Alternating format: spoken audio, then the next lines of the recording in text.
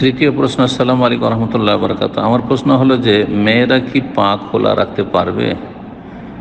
জি, মেয়েরা পা খোলা রাখতে পারবে।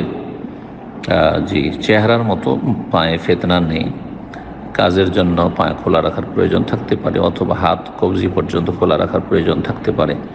সুতরাং হাত কবজি পর্যন্ত আর পা আপনার টাকনার নিচ পর্যন্ত খোলা রাখতে পারে প্রয়োজনে। তবে এটা তাকওয়ার খেলাফ। যদি সম্ভব হয় তাহলে পা এবং হাত মোজা দিয়ে ঢেকে রাখবে। এটা হচ্ছে আকরাবুল তাকওয়া, আল্লাহ ভীরুতার কাছাকাছি।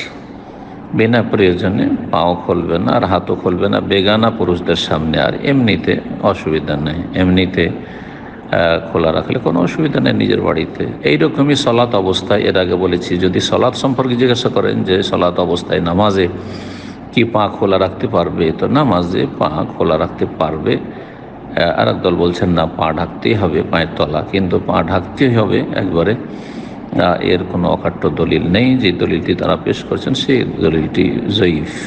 জি হ্যাঁ, সুতরাং পা ঢাকলে ভালো। আবার বলছি যে পা মহিলারা ঢেকে চলাফেরা করে বেগানা পুরুষদের সামনে, তো ভালো, কিন্তু চেহারাতে বড় ফিতনা রয়েছে। সুতরাং চেহারার ইখতিলাফকে হালকা মনে করবেন না, চেহারা অবশ্যই ঢাকবেন। এবং সঠিক মত, চেহারা মুখমণ্ডল মহিলাদের বেগানা পুরুষের সামনে ঢাকা ফরজ। সালাত অবস্থায় চেহারা খোলা রাখবে সবার কাছে।